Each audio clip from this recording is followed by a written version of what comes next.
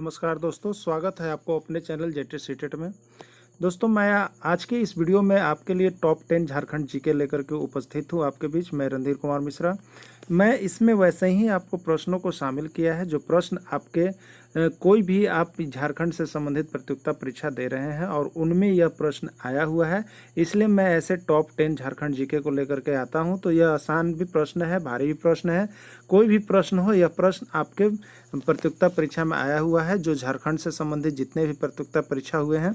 तो आप इस प्रश्न को एक बार अवश्य ही बनाएंगे और जितना हो सके इसको रिवीजन करेंगे, जिससे आपकी जितनी भी त्रुटियां हैं वो आपकी समाप्त होते रहेगी और आपका प्रैक्टिस अच्छा बना हुआ रहेगा, जिससे आपका कोई कन्फ्यूजन एग्जाम के समय नहीं होगा। तो चलिए मैं प्रश्न की ओर चलता हूं जो आपका एकदम अहम और इम्पोर्टेंट है। मैं इसमें यह भी बताऊंगा कि यह प्रश्न किस ईयर में आया है और किस परीक्षा में आया है। तो आप वीडियो के अंत तक बने हुए रहेंगे और आप यह देखते चलेंगे कि यह प्रश्न कौन आया और कब आया, कहाँ पे आया है। मैं सारी बातों को इसमें डिस्कस करने वाला हूँ आपके साथ। तो आइए टॉप 10 झारखंड जीके में, और 10 प्रश्न हैं इसमें से, आप देखिए कितने प्रश्न को सही कर पाते हैं। तो चलिए चलते हैं प्रश्न की ओर। आइए यहाँ पे सबसे पहला प्रश्न जो निकल के आ रहा है, झारखंड में कुल कितने प्रखंड है। यह प्रश्न आपका जो है जेपीएससी में आया हुआ था। तो झारखंड में यहाँ पर कुल कितने प्रखंड है आप जानते हैं। तो ये आपका सही हो जाएगा उत्तर, इसमें से आपका जो है 259, यानी झारखंड में कितने प्रखंड है, 259 प्रखंड है। आइए नेक्स्ट क्वेश्चन चलते हैं।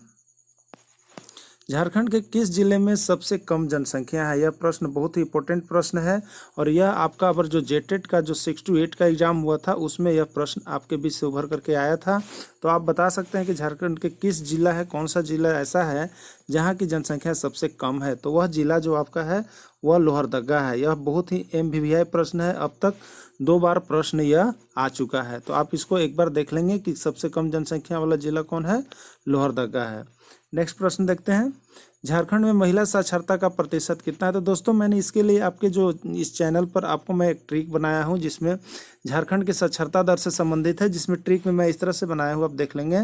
यहाँ पे जो ट्रिक है आपका महिला साक्षरता दर का प्रतिशत जो आपको बनाया है, मैंने एक ट्रिक बताया था, उसको आप देख लेंगे। इस तरह से है आपका 5, 6, 6, 7 और 7, 8 करके एक ट्रिक है, जिसमें नीचे महिला है, ये साक्षरता दर है और पुरुष का साक्षरता दर है। तो यहाँ पे आप जाके उस ट्रिक को देखेंगे महिला साक्षरता दर का, तो जिससे आप ये तीनों साक्षरता दर जो प्रश्न में पूछा जाता है आप कभी कंफ्यूज नहीं होइएगा।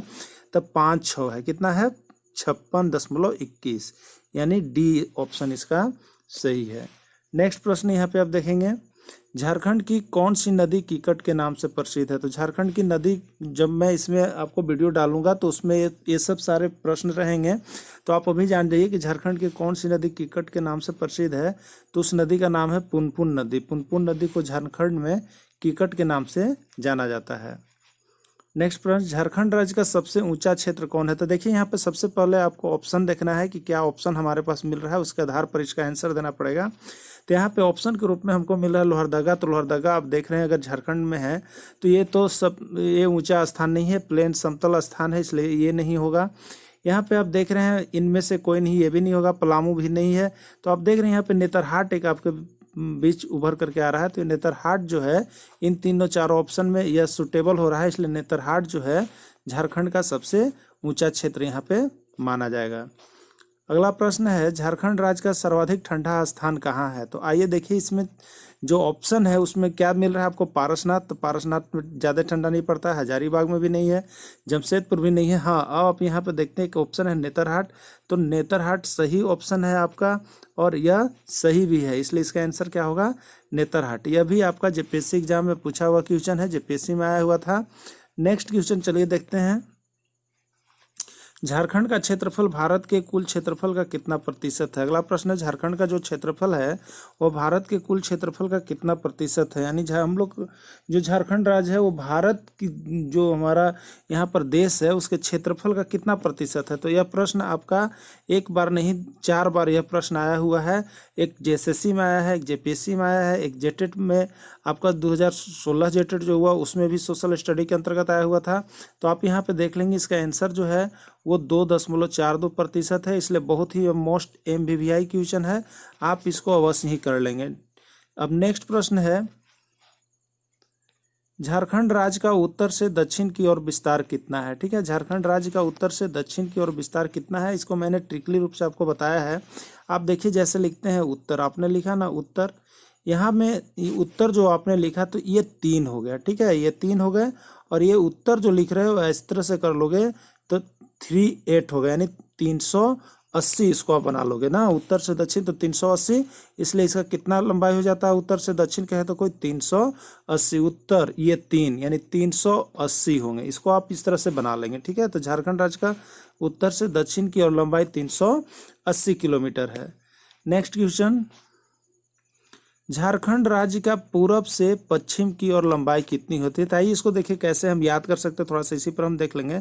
जैसे आप लिखते हो, जैसे हम लोग यहाँ पे जो लिखा हुआ पूरब, पू लिखें, इसमें इस तरह से देता है र और ब, इस तरह से हम लोग देते हैं ना, तो ये पू जो है इसका ये 4 बन गया, और ये जो है आपका यहाँ पे 6 बन गया। ठीक है, तो ये 6 बन गया, तो इस तरह से 4 और 6 वाला में कौन ऑप्शन था, 463, यानी 463 किलोमीटर होगा। ठीक है, इस तरह से आप इसको याद कर सकते हो। ये प हो गया 4 और ये हो गया 6, यानी 46 वाला ऑप्शन आएगा। तो 46 वाला ऑप्शन इसमें एक ही है, यानी 463 किलोमीटर है इसका आंसर।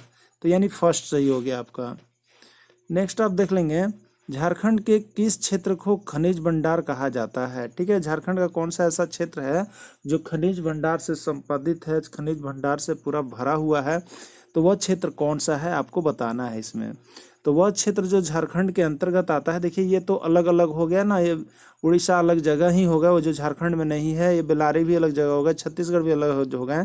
तो आपको यहाँ ऑप्शन में देख रहे हैं कि दामोदर घाटी ऐसा क्षेत्र है जो झारखंड का क्षेत्र है, और यह वास्तव में है कि दामोदर घाटी जो है खनिज संपदा से भरा हुआ क्षेत्र है, जिसको खनिज का भंडार हम लोग कहते हैं। तो यहाँ पे सही ऑप्शन आपको दामोदर घाटी आता है।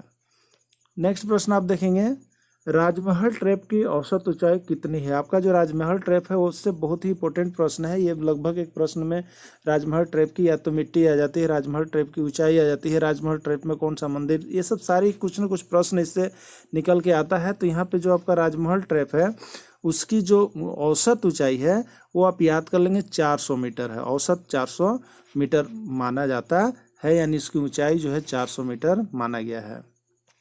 नेक्स्ट आप देख लेंगे, झारखंड में सर्वाधिक कौन सा सेल पाया जाता है। तो दोस्तों मैंने इसके लिए आपको एक वीडियो बना करके दिया है जिसमें झारखंड की चट्टानें लिखी हुई है। ठीक है, झारखंड की चट्टानें उसमें लिखी हुई है, तो आप उसमें देख सकते हो जा करके किस तरह के होते हैं। तो मैंने एक ट्रिक दिया है, DAV गोकुल ना, D से धारवाड़ चट्टान है, A से आर्कियन चट्टान है, V से विंध्य चट्टान है।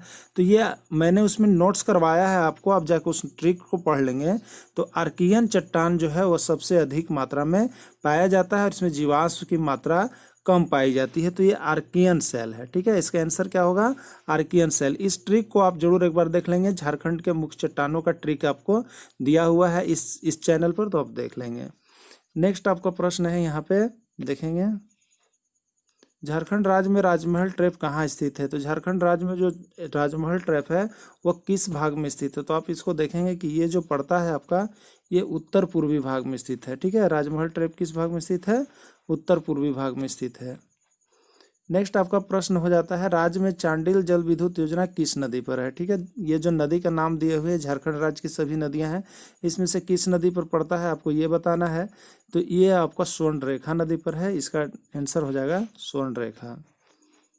तो इस तरह से आपने यहाँ पे दोस्तों देखा कि 10 प्रश्न आपको निकल करके आए। आप हमारे साथ वीडियो में जुड़े हुए हैं, आप बना रहे होंगे। अब आप देखिए कि 10 में से आपने कितने प्रश्न का सही किया। यदि आप उसमें से 8-9 प्रश्न बना देते हैं तो समझिए कि आपकी नौकरी पक्की है, आप बहुत अच्छी तरह से इसकी तैयारी कर रहे हैं। इसमें यह नहीं देखना है कि बहुत ही हल्का प्रश्न था, तो मैं आपको यह बता दूँ कि हल्के प्रश्न आपके एग्जाम में आते हैं और आप जो है भारी प्रश्न तैयारी करके जाते हैं और हल्का प्रश्न में बहुत ज़्यादा कन्फ्यूजन आता है। इसलिए यदि हमारी बात आप माने तो आप इस तरह के प्रश्न को छोटे मायने में नहीं लेंगे, आप इस तरह के प्रश्न को हमेशा प्रैक्टिस करते रहेंगे। तो यदि दोस्तों आपको यह वीडियो अच्छी लगती है तो आप इस वीडियो को अवश्य ही एक बार सब्सक्राइब करेंगे, लाइक्स करेंगे। Thanks for watching this video. फिर मैं आपसे मिलूंगा नेक्स्ट वीडियो के साथ। तब तक के लिए जय हिंद, जय भारत।